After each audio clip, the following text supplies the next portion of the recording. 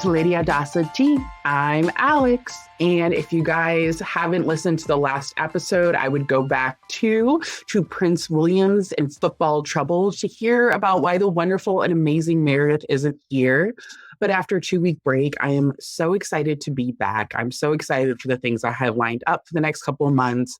And first and foremost, I am excited because a very special guest is here, a friend of the show, and just like my dear friend in general, Miss Amanda from Matter of Fact. Hello. I'm excited to be here. I am so excited. There is so much to talk about. We've been blowing up one another's DMs about the fun of the last couple weeks. Like I've always said, I like mess. And they've been getting us mess, haven't they?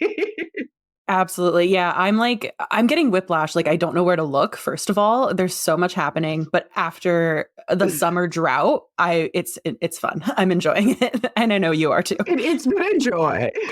And I must say a lot of the imagery, the outfits they're giving us has just been very beautiful. So thank you. And even the attempts at being petty, if they're not good, they're at least very fun to laugh at. So we're very happy. We can sip the tea. We're back. We're back, baby. We are back. Okay. They have delivered. So, of course, we have to start out with our banana articles. And this was actually really hard to choose just two. But Amanda and I both agreed we had to cover one of our favorites that popped up this last week, which is William and Kate are looking for a CEO. Anyone out there with a low ego? Not me. Definitely not me. I am not a yes man. I know that. So Camilla got the scoop that they were going to be hiring a new CEO for a new posting at Kensington Palace. So a CEO is very much a new position for the firm. No one has ever had a CEO before. So obviously the words like modern, and we even got revolutionizing or something. Yeah, like you would really think went all out.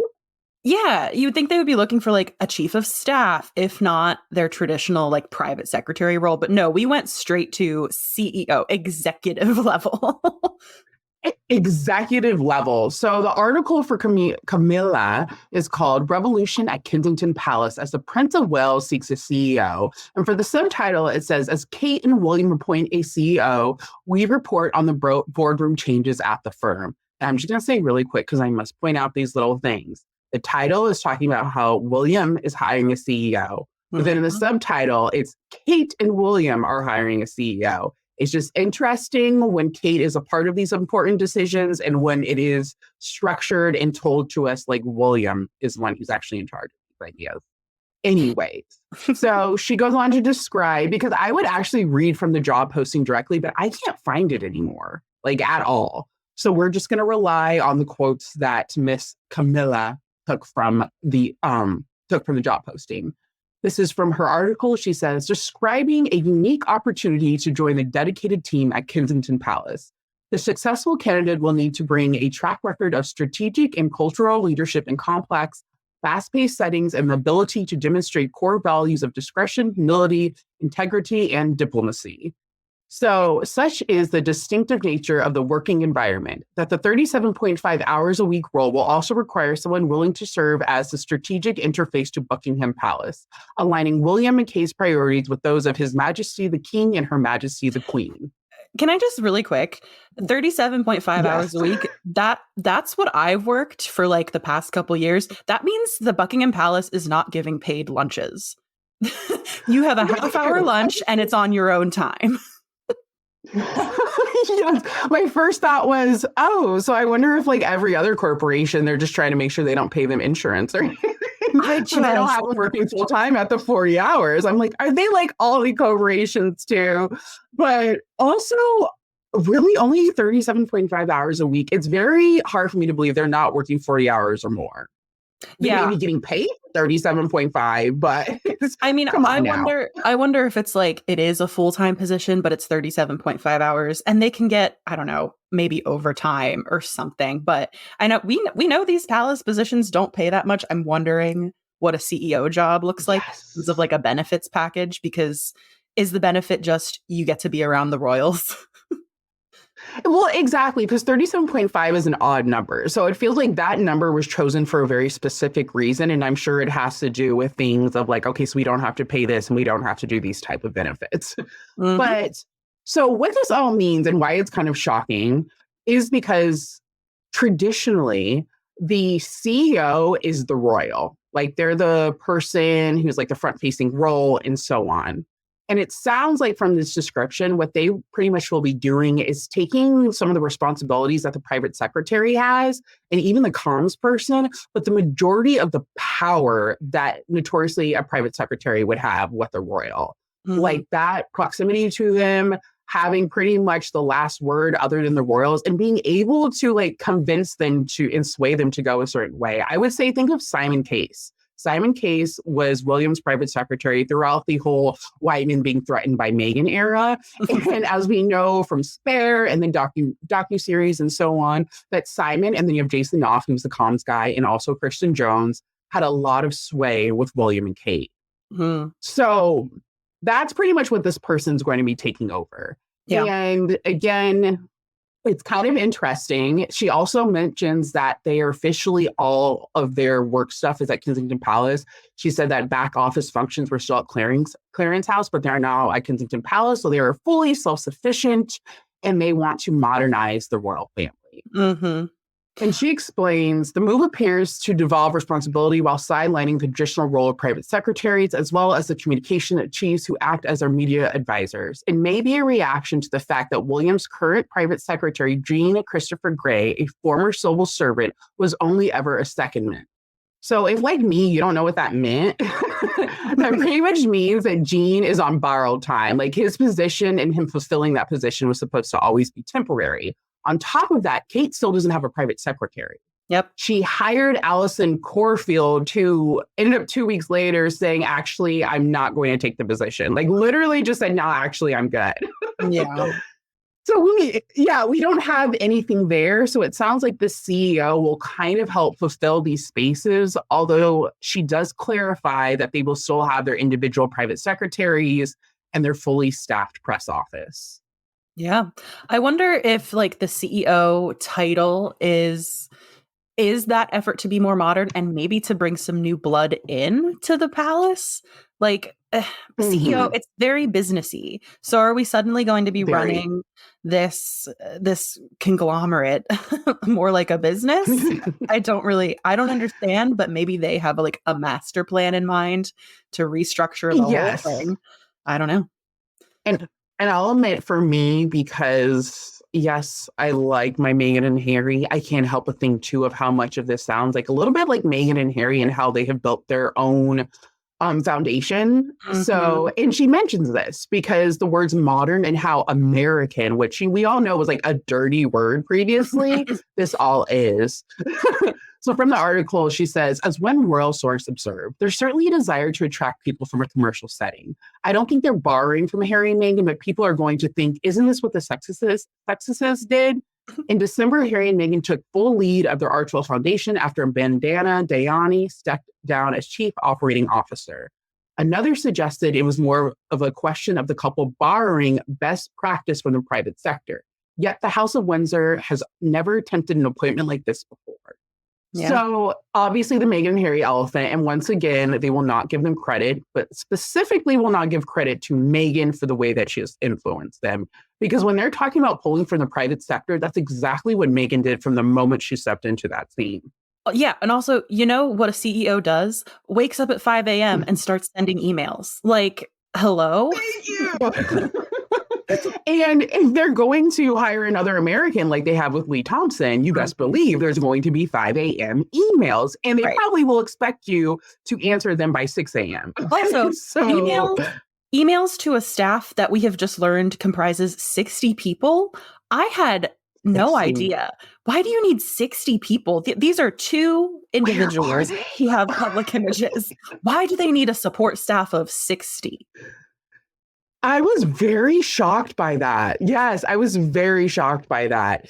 And I mean, a lot of this, I think you can tell you guys were throwing a little shade, but what's funny about this in terms of like how the Royal Rota is talking about this all, you guys, is Camilla. You know, she's a little bit of a turf. Well, actually, she's a lot of a turf, but she's fully a royalist and she's always up William and Kate's ass. And I have to admit, through this article, there felt like there was a little bit of shade throughout from her. Just like a little bit of just like rolling her eyes. Yeah. I have a couple examples here.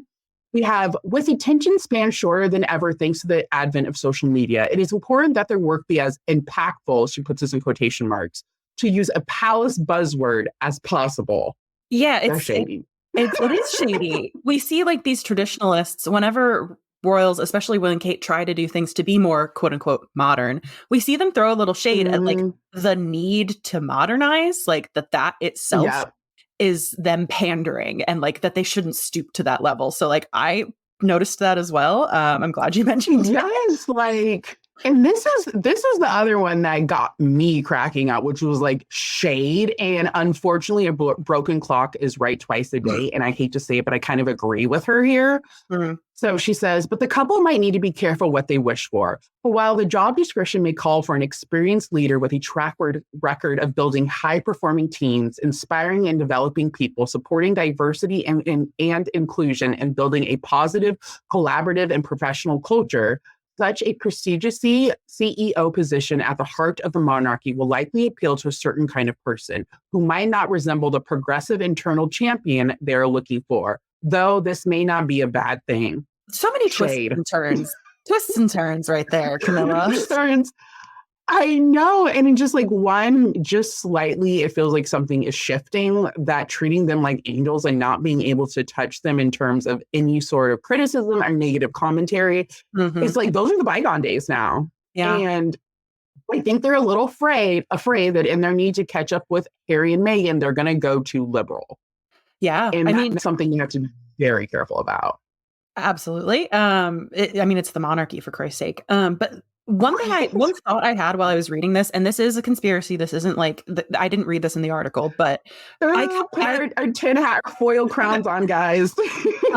I come from the museum world, and in the museum world, you will see positions like this get posted when they already have a candidate in mind, but they're obligated to post it publicly there's some rules and regulations around it. It has to, like, somebody has to be able to apply off the street if they want to, but who's going to be applying off the street for this CEO at the palace job? So I'm wondering if they already have somebody behind the scenes who they've tapped for this role, and the posting, you said it disappeared, the job listing? I can't find it anywhere. So I'm wondering, I cannot find it anywhere. Maybe it was posted for whatever obligated amount of time. Camilla picked it up, wrote about it after it had already been filmed. So maybe they already have somebody who does fit what they're looking for, this progressive internal champion who can also, inspire and develop people, whatever. Maybe they've already got that person. We don't know. And I just hope they were smart enough to try to at least appear like they're leaning out of their posh circle. Because I swear, if it's another white man, I'm like, you guys can't even do the damn basics. Because Camilla does mention that this might be their response to the criticism about the gray suits that have been called out from Meghan and Harry. And on the surface, that seems smart, but it doesn't eradicate the issue, because like, what stops this person from being a person in a gray suit, you know? So I definitely think this is them trying to modernize, but also respond to some of the issues that they can't like shake, which is how the system is set up. So I can't wait to find out about the new CEO. Let's hope they last more than 2 weeks or 2 years. Right? And on to our second article, Bananas. Our favorite guy, Tom Sykes for the Daily Beast, got all sorts of scoops like the first week of September, specifically when Harry was in England. OMG, people were upset, specifically Kensington Palace.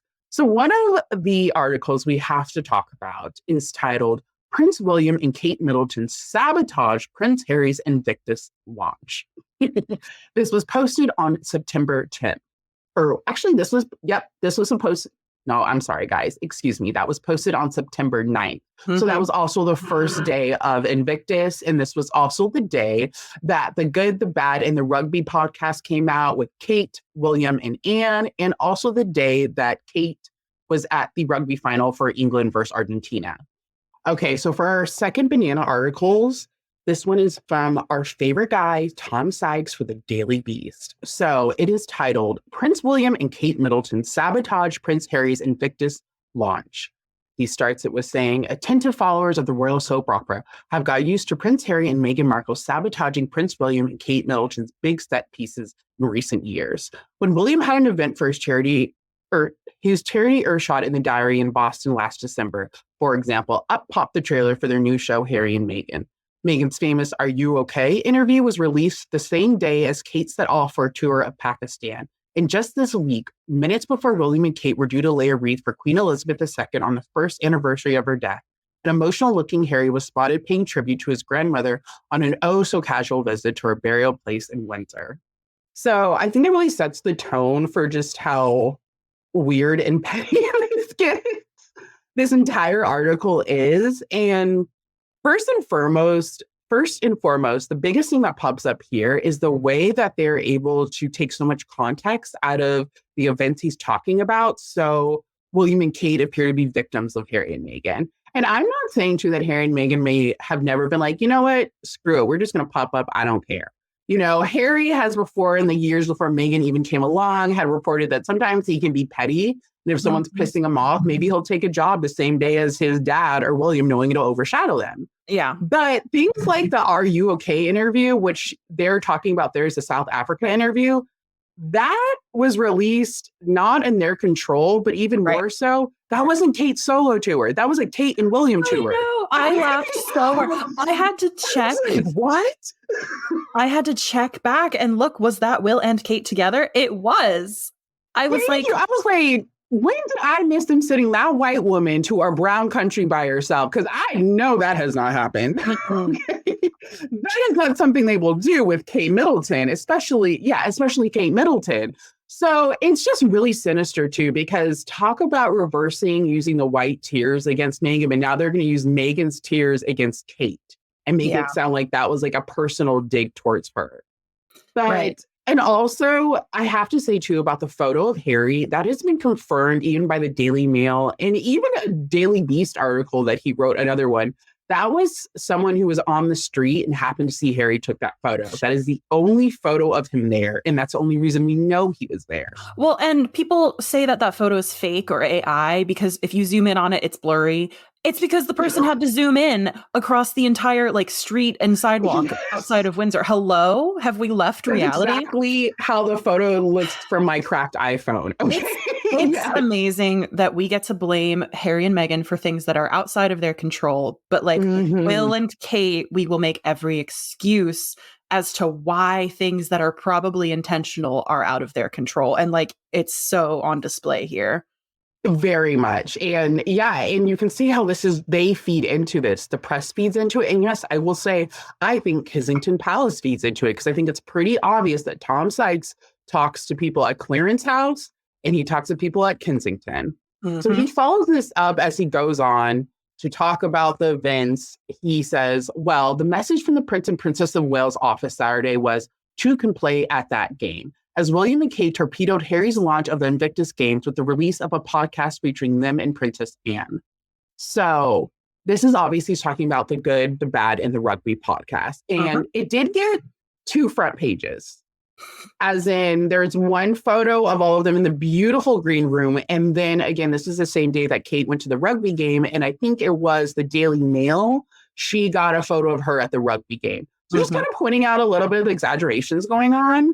So he goes on to say, in his interview, William praised the 2012 Paralympics as a huge moment for disability sport taking off. And it's obviously got bigger and bigger since then. In another world where interviews hadn't been given and books hadn't been written, it would have been unimaginable for William to not add, and it's so brilliant what my brother is doing in Germany this weekend. But of course, interviews have been given, books have been written, and instead of a warm endorsement, a slightly awkward sense of unfinished business hung in the air, albeit briefly before the laughter and backslapping resumed. The podcast, needless to say, elicited much media coverage, despite the fact there was little said in the interviews that was newsworthy. In large part, this was because the podcast was not just an audio affair. A full hour-long video version with immaculate lighting and perfect sound of the conversation was posted on YouTube. It has the fingerprints of Kate and William's young and savvy PR team all over it. Ooh. I will give him this. He is so right, though, about how beautiful that video was. Yeah, I mean, just them all in the creams and the grays with the green background, like gorgeous, okay? But again, I can't help but feel like you guys are in a cult and you've tapped out of reality. Because in one way, it's good to brag that William will not talk about the Invictus Games, where this is literally helping veterans. This is helping people with disabilities that are vets. It's helping this community because you're pissed off at your brother for personal reasons. That's not something to brag about. Yeah, absolutely. And like the fact that William used to participate in the Invictus Games is what gets me. Like, he knows that they exist. He's been there before. And now he's just turned it into this elephant in the room because he can't separate the business from the personal. But yeah, let's go on big part. Yeah, but let's go on our cousin-in-law's rugby podcast that is has not ever been like officially linked to the palace before, and that's fine. That's not cashing in on the royal connection at all. No. And it's funny because I do think, like, again, weird flex to be like, we can try to overshadow coverage of veterans who like need help. But I will say, in their attempts to do that, I will say this is by far the best attempt at doing it. Because this is something original. It is something fun. They, for one, were able to kind of, I feel like, respond to the accusations that Harry has made of the family being cold. Although I must add that throughout Spare and everything else, Harry has always presented the family as fun, too. I mean, the night before he found out his mother passed away, he's literally talking about playing in one of the rooms with his cousins. And he like kind of brushes his mom off on the phone because he's having so much fun playing with his cousins and his brother and stuff. But this definitely, I think, is a response that they can be kind of cold because they're talking about like the rugby games they'll play out in the backyard together and the swimming days and being exhausted from playing sports. And then you learn about Kate playing beer pong. I mean, after witnessing Meghan and Beyonce, obviously a little tipsy, dancing and having her fun, they definitely was like, Kate, you need to be fun. Right. Like, you're drinking that beer. Well, and also Mike Tyndall calls her competitive, which is so interesting. I mean, she's like, what you're talking about. Right. I'm like, girl, if I liked you, you play that well, but I don't like you. So I'm like, I get the sense that, they're like a fun family, but they're a formal family. Like, Will and Kate are sitting 3 feet apart on that sofa. Everyone has their own corner of this room. And that's probably because they were recording a podcast with audio equipment. But like, it was so polished that like, they're talking about doing fun things as a family, but you're like, with each other? With the people in this room? Like, okay. You guys together doing this? I literally could not tell. I could not tell from the vibes and the body language if we're going to go there. He continues this on to say, and also one more thing though, and again, with a little bit of a sinister, and the fact that he will point this out, it's very obvious, and I'm not saying that these people individually have not talked about these things or focused on these things before, but I had said from the beginning that they were going to try to really hang on to something Invictus is about. I thought it was going to be more of the military aspect with the titles being given over their summer break, but it was sport. That's what they really cling to kind of like, see, we do this too. And bringing up the Paralympics where there's like really famous photos of Kate and William being cute, cheering people on and stuff. And then talking about how like sport is really important for mental health and community. It just very much felt like, yes, like they were trying to say, hey, if you need to talk about that type of stuff, you don't need to talk about Harry. You can talk about me. I thought that the podcast taping, appearance, release, timing, everything, it was so genius on so many levels. The sports one being the most interesting because William just skipped out on the Women's Football World Cup or final or whatever. That piece of it on its own would have been brilliant for them to then follow up with this. But then you also have the Invictus Games, like for their own purposes. This was like, they hit it out of the park on like a couple different levels. Every single mark. But I want us to just be able to acknowledge that. Like, let's acknowledge that it's intentional. And if I say this was intentional, don't say, oh, no, it's completely coincidental. The Rugby World Cup just starts today. That's why they did all of this stuff that they don't normally do and made this a special occasion. Like, exactly. Some people are just so unwilling to recognize that it's on purpose. And that's what I want us to be able to arrive at. Exactly. And it's like, this is really good PR, but they're not even trying to hide it. Let's be real here. Because like you said, this isn't just about Invictus, but anyone who tries to say that they don't care about what Harry and Meghan are doing or that Invictus was around, they absolutely did. Like they announced they were going to the rugby final on September 4th. And this podcast, I think, was filmed like the next day on a Wednesday or a Thursday. Right. So this stuff was very obviously all crafted very quickly. And it's like, speaking of what else it was kind of, crafted for, because instead of being royals who lunch, they were now royals who work. And like you said, William got a lot of crap for not, as a president of the Football Association, not going to the Women's World Cup, where reminding you guys that football is literally the national sport of Britain. Mm-hmm. So it's just like on all accounts, he should have been there. So this podcast, their first thing back before, well, technically it was Queen Elizabeth, but let's just say their first thing back since the break was about sport. It was about rugby sports and the power sports. And what I found really interesting, this was definitely them more aggressively trying to say, see, we work, we aren't lazy. But what I think really just gets me is what they're ignoring here, which was the claims of sexism.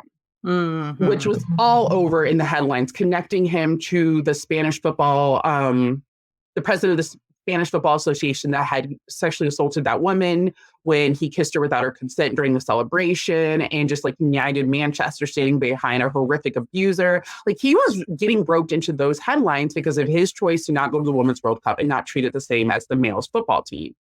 So it's interesting to see them shy away from that, but also how they did finally respond to it, because it very much was through Kate.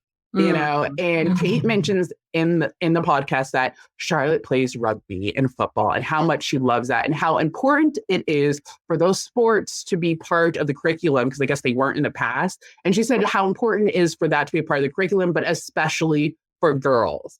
And she talks about how it's important, or here's the quote right here. Charlotte's playing both the sports now, and it's really good to see youngsters, particularly girls, playing these types of sports now.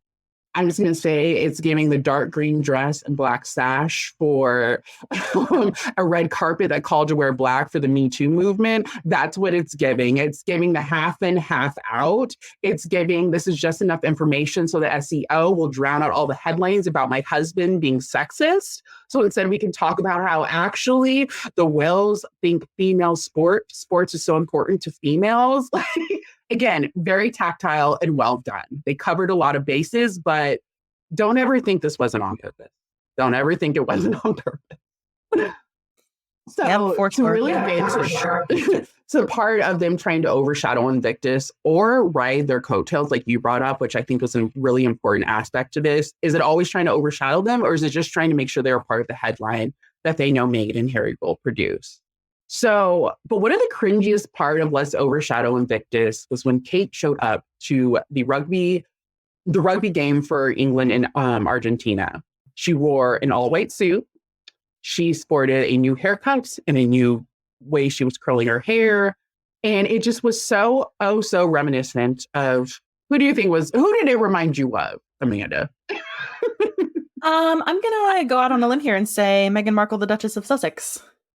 Okay, of her 2022 Invictus look. Yeah, actually, now that you mention it, yeah, it was actually pretty similar. But I don't know what you're talking about, Amanda. She has worn an all-white suit before. Okay, now everything is about Meghan. I can't even do this. We're just so good at this. We get an Emmy. It's too much. That's the thing. People will be like, well, Kate was actually the first one to wear an all white suit. I'm like, yeah, a slim cut pixie trouser, white suit with a pop of color. The pop of color is what gets me, because an all white suit, an all monochrome color blocked look, that's Meghan to a T. I'm sorry. It just is. It's not about the items you're wearing. It's not about, well, Kate wore that necklace to Charlotte's christening. She's owned that necklace for years. Okay. She didn't have to put it with a white monochrome oversized suit, but she did, because Meghan wore a necklace very similar in that Invictus Games appearance. It's the styling, it's the embracing of trends and all that they signify at very specific opportune moments.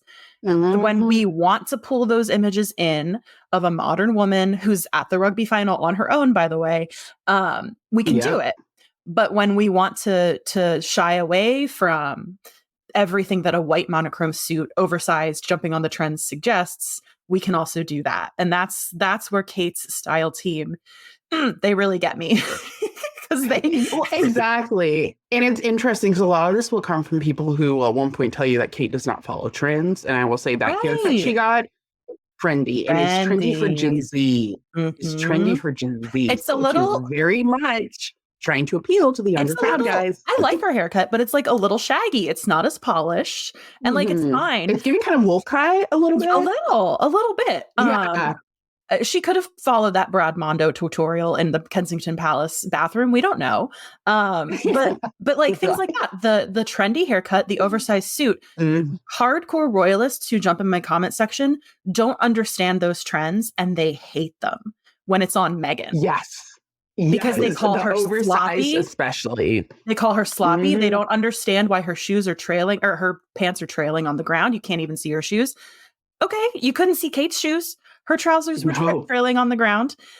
It's all guesswork. Those could be Aquazera. Who knows? But like, it's the double standard once again for me. And the fact that when it's Meghan hopping on trends, it's somehow the devil. It's of the devil. But when it's Kate, she's embracing the modern, and that's where it's kind of dark and insidious for me.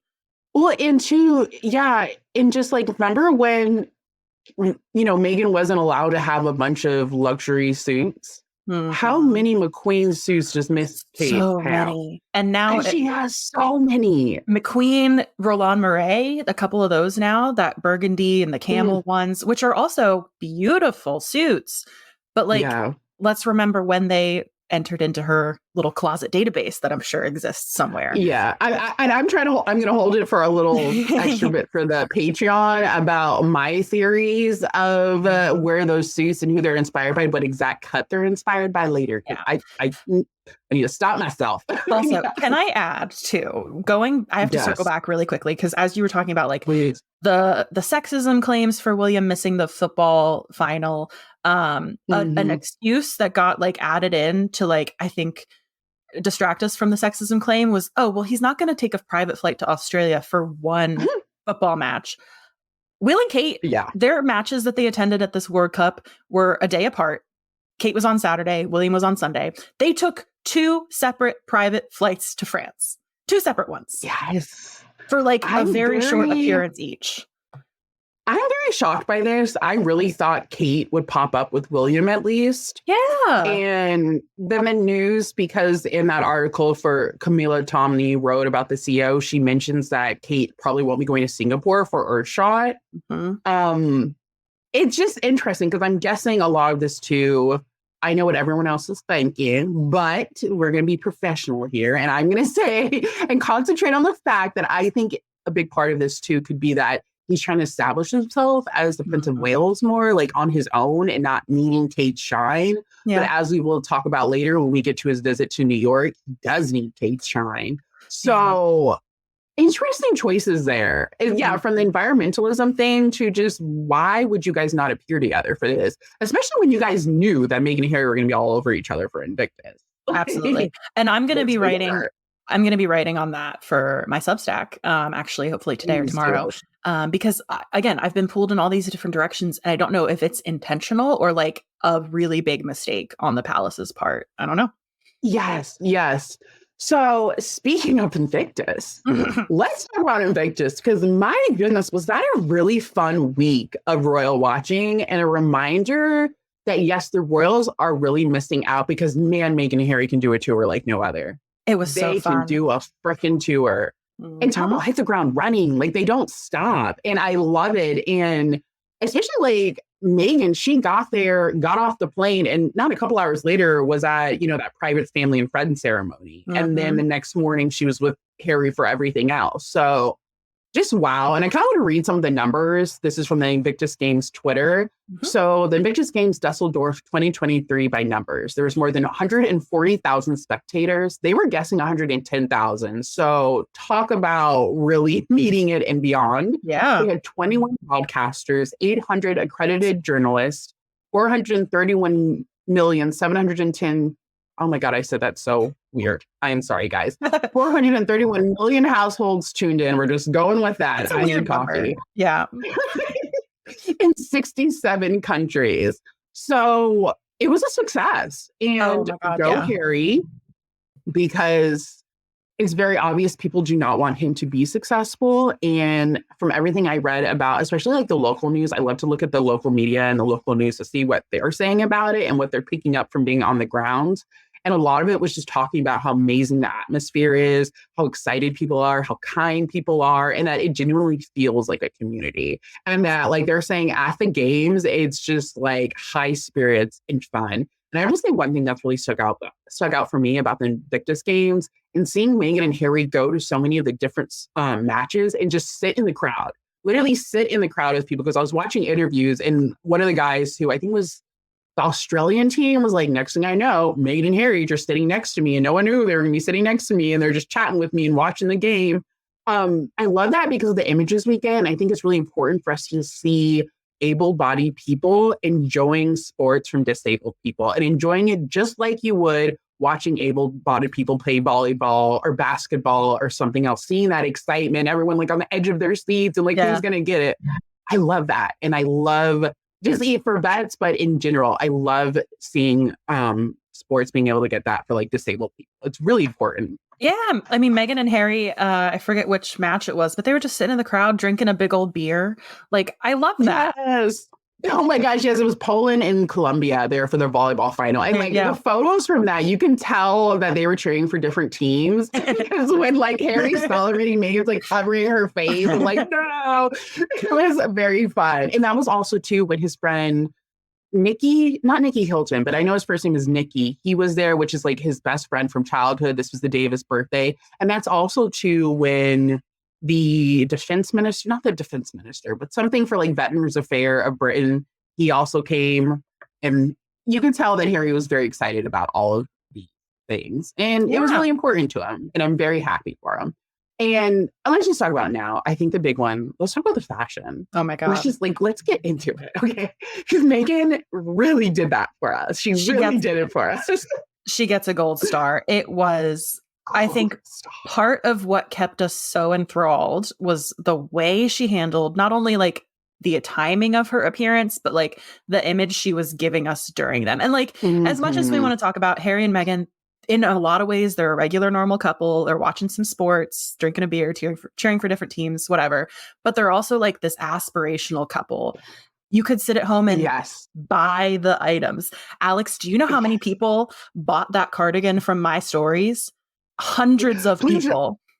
Oh my God, when you showed me those numbers, I was like, first off, go you and your influence. And second off, go Meghan and her influence. Okay, because wow. I mean, she sold out everything from the sweater to like $700 for May shoes. Yeah. Yes, factory dress. Like it was all price points.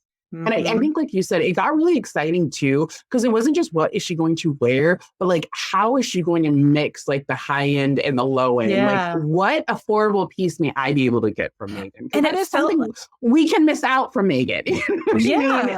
And it felt like we were really watching a woman with an incredible closet just pack a bag for a trip and then use things that she already has, things that she already loves, and put together this amazing tour wardrobe, if you will, which is like something, don't we all want to do that? Like have this impeccable, beautifully sourced closet with pieces that we love that we can throw together in these beautiful ways. And I was loving it. It was a capsule collection. Yeah. And like you said, shopping your closet. There were so many pieces. I was like, oh, this is like 2-3 years old. Like she had to have this or she found this secondhand, which either way I love because the one bag she was spotted with the Pat photos when she was leaving. I think she was leaving England to go to Germany. That is like a bag that you have to get secondhand. And I love seeing that from Meghan because this is something you can track from her suit stay. You can tell she loves to hunt down a really good vintage find. And I love seeing her still promoting that. It's like when we see her in a dress from Etsy, I'm like, you're just like me.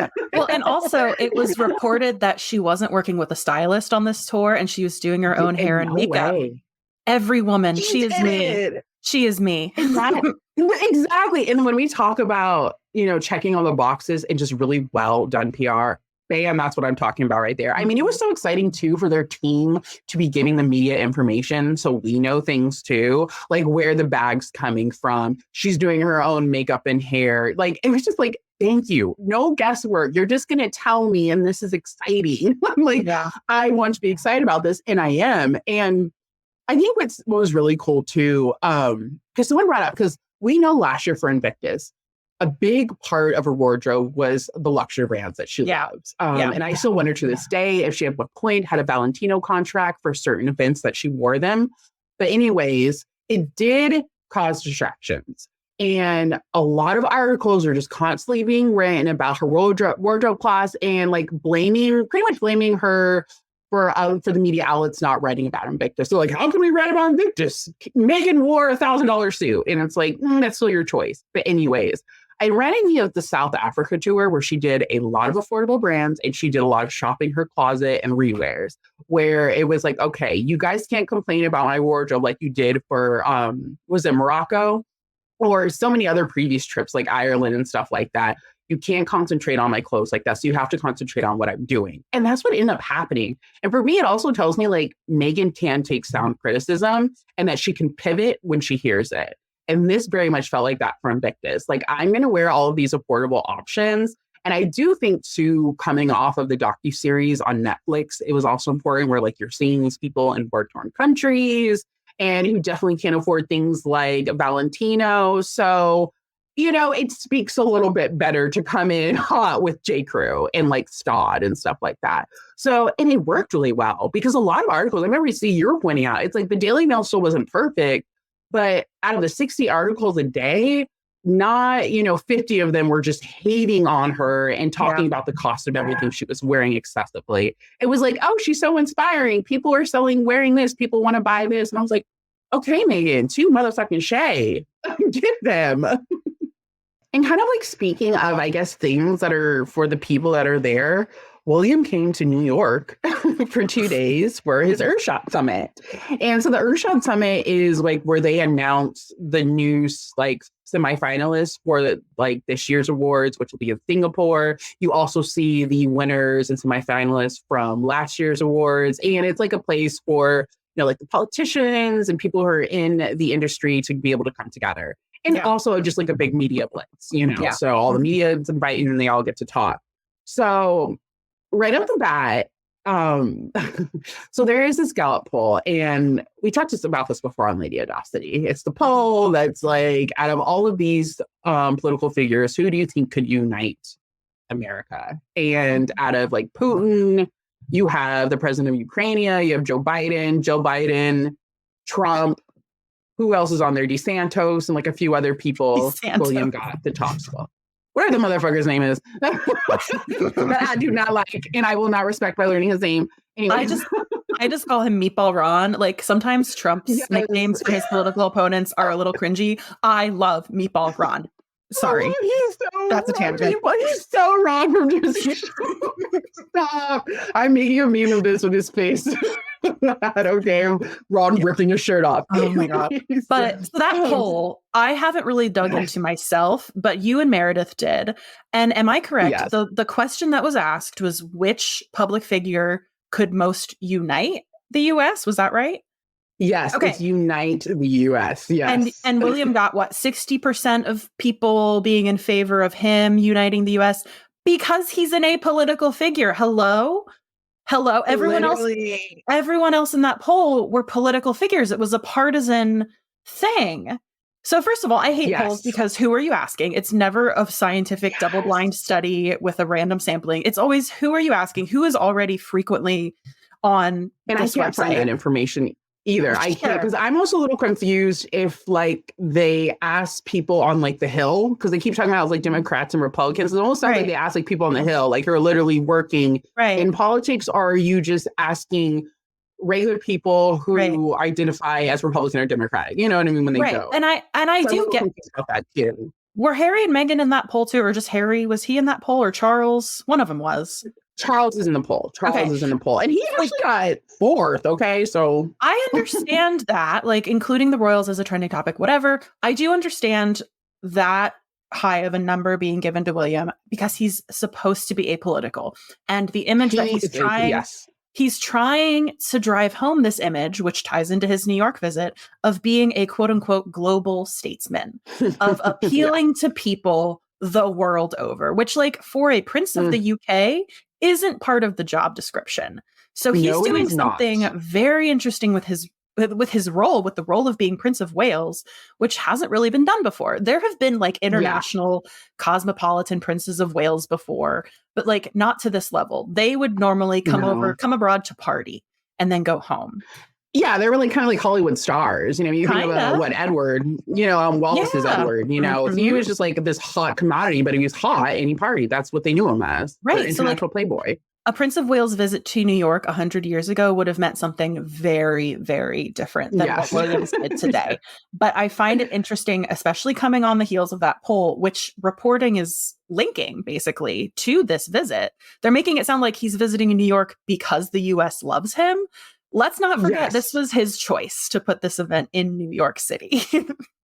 During the week of the UN and NY Climate Week, because another thing that seems to be confused along with, them saying that William was voted the most popular figure in America, which is not true, is people think that the Earthshot Summit is like part like a joint engagement. Yeah, like part of the UN. Yeah. And it is not. It is held during the week of the meeting of the UN General Assembly. Again, I think it's intentional. I think it's intentional timing. I don't think it's a bad thing to point that out. But William hasn't been invited to speak at the UN. That's not what this is. No, I think that's what the issue is here. Yeah, he had some of his friends, Bill Gates and Michael Bloomberg, bankroll this summit during the meeting of the UN General Assembly, which like is good timing. I will not like it's very good timing. Yes. It's good timing. It's a good week to be in New York because a lot of other royals are in New York. Queen Rania, Queen Matilda of the Belgians, Crown Prince Frederick of Denmark, the Prince of Morocco. Yep. So, a lot of people are in New York right now, and they do exactly what William does. They have meetings, they get photo ops, they secure capital for their various projects. So he's not an outlier here. The outlier is the outlier is that he planned this event for himself to be able to network at. Well, yeah, exactly. It's kind of like where you go into like so many things like this is nitpicking, but no, this is like kind of where you go into media literacy from everything from how this poll is being talked about. This poll happened on August 9th. It's over a month old, and this poll still keeps popping up everywhere. And we're mentioning it right now because Bloomberg mentioned it during his speech opening up the Earth Summit, talking about and we've got William who can unite people because Democrats and Republicans can, and they can't agree on anything. Max Foster, he wrote an article for CNN talking about this visit, and I think it's part of the headline, but it's not like the first section is talking about how he was voted the most popular figure who could unite Americans. Yeah, so this poll is a very big part of William's PR for New York so it's interesting. And then again, I think it's just PR, honestly, for the UK more so, although I think he wants the, British people to think he's loved in America more than Meghan and Harry, because this is what this is also about, you guys. William and Kate hadn't been in America since like 2014. Meghan gets married. They leave in 2020. It's been 3 years since. William has been there twice. Kate has been there once. William would have been there 3 times because the Earthshot Summit is like permanently being held in New York. So we can count on William being in America once a year now, and most likely will come with Kate sometimes. So very interesting. Which, again, that's not a bad thing for his own image. But it's not. But it is very much a way to raise his own profile. I don't think the Earthshot Prize itself is particularly served by being hosted in New York, or the summit being hosted in New York. I think you should host the summit like the place that is easiest for all the finalists to get to, because we're trying to reduce carbon emissions, right? Like, but it being in New York, because a lot of them, I don't know, but it seems to be over there. Let's just acknowledge it's strategic, not for the Earthshot Prize itself, but for Prince William himself. And like you were saying with the strategic of having this, like, it's not bad. Like him renting out a hotel, like the banquet hall at a hotel, ballroom, and holding this is smart. Like you said, a lot of people are going to be there. So it's easier to book people too, to come speak. Oh, you're already going to be in New York for the UN and this. Come on over. But then you have an aspect with the media. Then the media can push that Earthshot is a part of the UN Assembly when it is not. And then he can meet with the UN General Secretary and make it seem like he was a part of, UN Week more than he was. Because I think it's very interesting, too, that he didn't choose to go to any of the General Assemblies. Yeah. That is something he could have gone to. Many royals just go. You don't have to be invited and you don't have to speak at them. So the choice not to, I'm like, you're lazy. You're lazy. Okay. Also, can we talk about how the box? Yeah, how quick this trip was too. It was 2 days. It was so quick. It was the 18th and the 19th, but he arrived like on the evening of the 18th. And then on the 19th, it seemed like was just walking around New York trying to get pictures with people who were there for Earthshot, or not Earthshot, for the UN before his summit actually took place, I think in the afternoon. And then he visited with the fire department of New York at the same time. Yes, and I was very happy to see he got a little crowd too, finally. Yeah, but it was a very quick visit, and I didn't really understand that. So quick. Take New York by storm. Spend at least 2 full days New here. York minute. Okay, New York minute. He's our Olsen twin over here. Yeah. He kind of squeezed those 2 days in, like in the very small window where nothing else was happening. Invictus had ended. And then Charles and Camilla arrived in France today, actually, as we're recording on Wednesday. So Monday and Tuesday, William was the only one kind of out and about. Well, Kate was out and about too, which I also find interesting. But William was out and about in New York, but he didn't really have the royal rota with him. A lot of people had been in Germany with Harry and then were going over to France with the king and queen. So William was kind of left with his own little posse of social media people, it seemed. Not much else. That's a from Time's perspective too for Invictus. Matt Wilkinson, I think was his name. He's like the not the editor of the Sun, but he is like one of their top journalists, especially for the Royal Rota. Yeah, he was not Invictus. I mean, just hovering around Meghan and Harry as close as he trying to literally a video of him just like looking over at him. Yeah. You had Chris Jackson there. That is the husband of Kate's stylist, who is also. I mean, he's taken all of. George and Charlotte's and Louise's photos for like the christenings and stuff like that. Very close family friend. Emily Nash from Hello was there. France. Yeah, Emily Nash was there. She was a big one. You had Victoria Ward was also there for Invictus. Mm-hmm. So they were split between those two. So pretty much his brother and his daddy took all the reporters and photographers. Kept them booked and busy. BuzzFeed. Mm-hmm. Yeah, he got BuzzFeed and he definitely got like local news and kind of like environmentalist like programs, you know what I mean? Which is like cool. But looking at the local media, it's quite funny. And he also got the US based royal content creators. So like royalists who could make it to New York, they will always go and try and spot a royal when they're there. Exactly. And he got his like Good Morning America segment. You know what I mean? Like those little things. But looking at the local news was pretty funny because for one, he was supposed to meet with the mayor. The mayor was supposed to meet him at the fire station house. That got canceled like 5 minutes into the visit. And I will say that is embarrassing for William, but at the same time, I have to think someone must have been happy. Someone I hope on his team was happy that got canceled because the mayor's very controversial. I think he just made some really nasty comments about immigrants too. So I understand on one thing you want to look forward to, you want to be seen with the mayor of the place you're visiting and so on. But it's like, really, William, you saved yourself. The man is an asshole. No one likes him.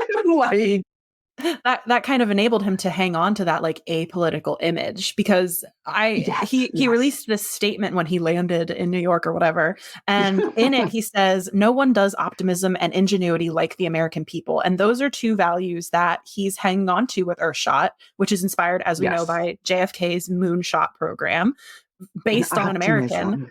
The optimism and ingenuity of the American people. And it's like, okay, those are values that we can celebrate now that you realize you need us. But when you had an American offering you those virtues on your home turf in the palace, you passed them up. She was uppity and annoying and bullied. It's but now it's a positive. It's very annoying, which is why I loved hearing that when he had that crowd outside the fire station, because it was a crowd, y'all. It was a crowd. Okay, like we gotta give William props because I think the New York Times wrote up about his visit for I think it's like the clams or something like that. The oysters. I'm absolutely obsessed. The oysters. Thank you. Actually, and that is no diss to that organization, because I talked to a couple people who are from New York and said it's a great organization. So love to them. Yeah. The New York Times write-up pretty much said the media was told to stay far away from him. And I have to read the headline, Alex. I have to read the headline.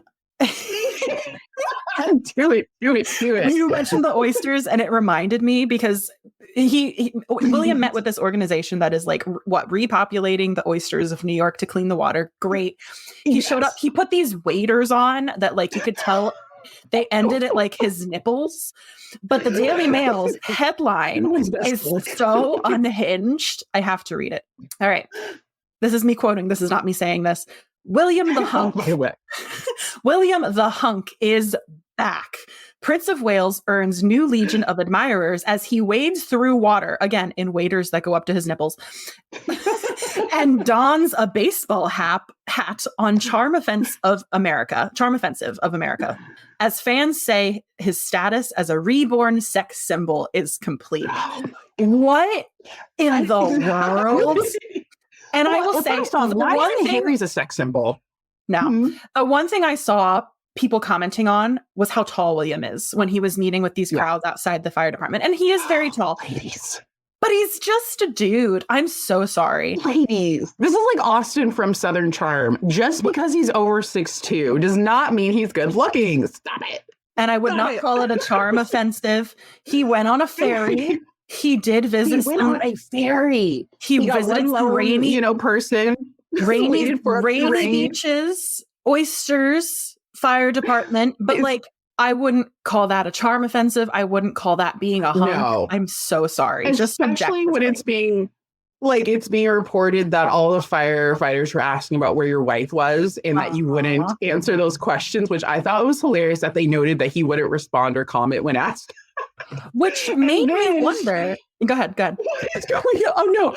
Okay, yeah, sorry. And one more thing it was saying, too, in a couple of these write-out, and this isn't just one write-up, this is more than one, it was saying that the crowd of people saw all of the police around and hovered over, and a lot of them were either asking where Harry was or where Kate was. They thought it was Harry or Kate was there, and then we're disappointed to find out it wasn't them. And we're like, but where's Harry? So I'm sure you loved that bit. But I found it so interesting that Kate was out and about on Tuesday at her own engagement in London. Yeah. Like, and I was wondering, I was like, is the Kensington Palace social media gonna cover them both? And they did. So like, you had people posting to the same account from opposite sides of the pond. I wonder, was there talk of that? Or are we just ignoring the fact that people's attention can only be divided so many places? Like, especially when this is how they act like that when it comes to like Meghan and Harry. I mean, that entire Tom Sykes article is pretty much making it sound like people only have an attention span for one royal. And since there's a podcast and no one can pay attention to Invictus. So it's kind of like, if that's the truth, then why would you have them out? Because you know damn well Kate will always trump William. But I mean, I can't help it that they want, I don't want to be seen as too like a power couple that's also strong individually. I don't know. I just am so perplexed at them not traveling together or being seen with one another when they're like in the same area. Like, what is you trying to like emulate with your brand here with that? And I know the tinfoil crown conspiracy theory is like they are, I'm sorry, I'm just gonna have to say it. There's rumors that they're separated. There's rumors that the reason they bought a fourth home was so that they could each have separate private residences. And the separate appearances would track with that theory if that's what you want to believe. But there is also another option, which is that as Prince and Princess of Wales, Prince Charles and Diana had their own causes. They made their own appearances. Even during the years that they were somewhat happily, amicably married. So it is entirely possible that we are just trying to establish separate power brands for each of them, and then they will come together and do the power couple thing when the occasion calls for it. But we could still be seeing that reshuffling of brand, of image after the passing of the Queen, which, by the way, yesterday was 1 year since the state funeral of Queen Elizabeth II, Tuesday. And we didn't really acknowledge it. We acknowledged collectively the day that she passed away, a year from the day. Then everyone just kind of moved on and got back to work. Well, I found that surprising. I found it very interesting. Surprising. And well, so it was September 8th. She died, and like William and Kate are out, Charles and them went out and stuff to celebrate. The papers for September 9th, I only think 2 of them featured royals out and about. One of them they shared, it was Kate and William, they shared with Harry, and the other one was just a shot of Kate, and it called her the Duchess too, which I noticed. So I was very surprised about that. I'm like, damn, there's only like 2 front papers that covered this. What's going on? That was people's appetite. The coverage has very much not been like wall to wall, and it's been very, as I said, divided between the different palaces, the different private secretaries, each briefing the media, it feels like. So it's just fascinating to watch it unfold now that we're like, that's the work. Because I feel like that's not even just about the current royals who are living and like they just can't get those headlines, but more about people's like appetite to want to grieve Queen Elizabeth II. Like maybe it's also her. Like people just aren't as interested in grieving her. They just don't care as much anymore. I also think that's like part of it. You know what I mean? Like we got so much other crap to worry about. Why do I want to talk about the $10 million funeral? Well, you know what I mean? That speaks to the strategy of, remember last year I had like a full mental breakdown during that 10-day stretch from when she died to the funeral, because it was nonstop, coverage. And at the time I remarked, like, this is the strategy. Get it all out now, overwhelm you, and then transition. That's so true. Transition to the next one. We are in a new era, and that's what keeps the monarchy just looking forward. That keeps it going. Exactly. Like we gave her respect. She got mentioned in a few speeches about how she would want us to keep moving forward. But it's King Charles time now. Yeah. And I mean, Bruno waited. My man waited. Okay. So he deserves to just keep trugging along. Okay.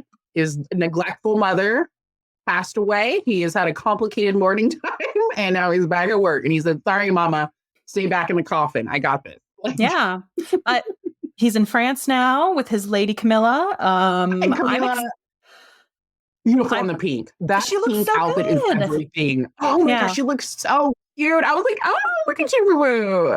As we're recording, they have just arrived in France. We're waiting to see the state dinner at Versailles, which is the funniest freaking thing, that we're going to do a state dinner at the Palace of Versailles. But thanks, because like, isn't the president of France also like major in political water right now for all of his shitty decisions, including like intense Islamophobia and stuff like that? But you're going to go to Versailles? Like, no one thinks sometimes of these people. They need to hire us. They need to hire us. I know, you guys. I mean, you'll have to actually pay me, but I'm supposedly on the Sussex dime, but they don't pay very well. They pay 0. So they gave me a J. Crew sweater, and that was it. Yeah, I got one sweater. All I got was a J. Crew sweater. Thank you so much, Amanda, for coming on. That was amazing. And thank you for coming on. I was so nervous. I was like literally hitting her up like, God help me. But we did it. It was so much fun. I'm so bad at planning, but I always knew we would be sitting down to have this discussion because there was just so much to dish about. And I was like, dude, we have to have this discussion. Like, we need to have a Kiki session. Only me and you can do this proper. Do this right. Okay. Kiki, pull out the pop culture references and drag these people like they deserve, whether it's good or bad. Thank you, though. Thank you, everyone, for listening. Definitely find us. You can find the episode on Spotify. You can find it on Apple or anywhere else that you listen to your podcast. Don't forget that I have a Patreon. And this month, I'm going to be covering the Queen's mother. And she's already a delight, wink, wink. And the media coverage around her is already very interesting. So that's going to be a lot of fun. You can find us on IG, Lady Audaci-Tea, and the same thing with TikTok. Amanda, please let the people know where they can find you. And please talk about that Substack, because, girl, you are killing it. That book list that you just put out is amazing. I've already ordered one of them, and now I just need to find, like, the fiction book I'm going to read. I have to be good. I can't buy 5 books at once like I wanted to from that list. Good, yeah. So I am on TikTok and Instagram at Matta_of_fact. Matta is my last name, Matta. I also am on Substack. Very recently, I launched my Substack, which is called The Fascinator. All things just like the royal curiosities and conspiracies that enter my brain, I'm going to dish about there in like a written format. Some of that stuff is going to be like things I would make a video about, but the video would be 10 minutes long and no one wants that. So yeah. I'm so excited. I just put out reading recommendations. I also want to just talk about culture Really in general. good. So you can subscribe to that from my Instagram, from my TikTok, but also you can, I think, search on Substack, The Fascinator. Also, a little quick plug. I do have a podcast of my own called Art of History. If you want to break from the royal drama, we talk about art and we talk about history and you'll learn something. Really I promise you. Thank you. It's really good, you guys. Really good. Thank you so much for coming on. This was so much fun. Thank you for guys. Having me. Pinkies up. Pinkies up. Bye.